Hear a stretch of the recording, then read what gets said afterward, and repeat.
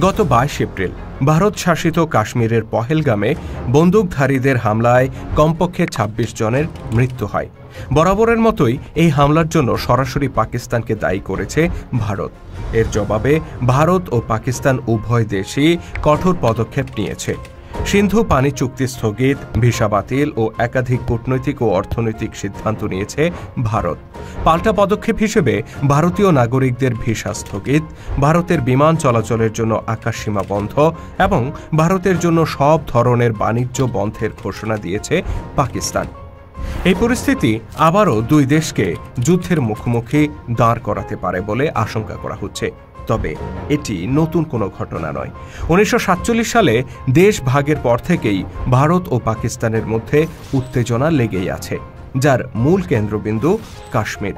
জানা অজানার আজকের ভিডিওতে আমরা জানব ভারত পাকিস্তান সংঘাতের ইতিহাস সম্পর্কে।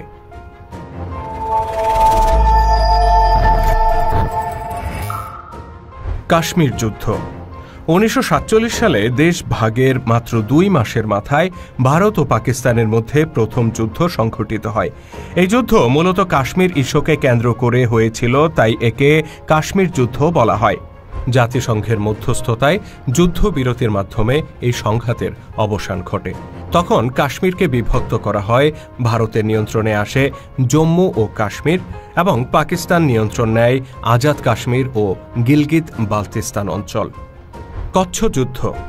এই যুদ্ধের সূচনা 1956 সালে হলেও প্রকট রূপ ধারণ করে 1965 সালে। এই বছর জানুয়ারি মাসে পাকিস্তানি সীমান্তরক্ষীরা ভারত নিয়ন্ত্রিত অঞ্চলে পাহারা দিতে শুরু করে।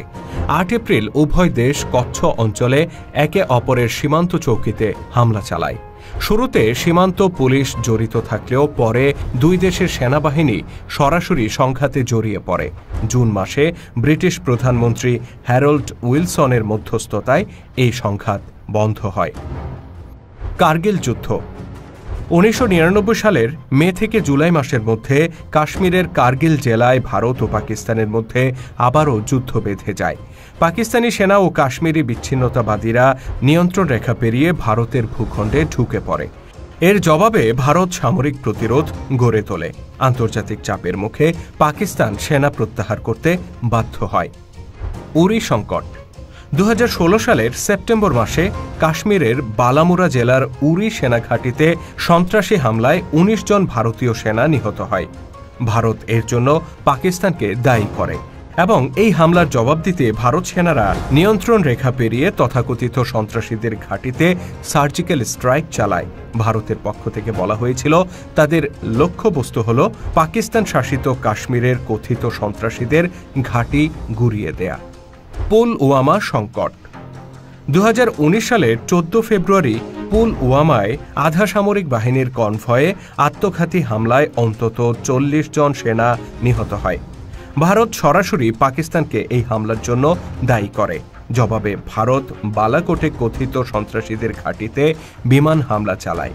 এর প্রতিক্রিয়ায় পাকিস্তানও পাল্টা বিমান হামলা চালায়। উত্তেজনা চরম আকার ধারণ করে। শেষ পর্যন্ত 2021 সালে উভয় দেশ নিয়ন্ত্রণ রেখায় যুদ্ধবিরতিতে সম্মত হয়।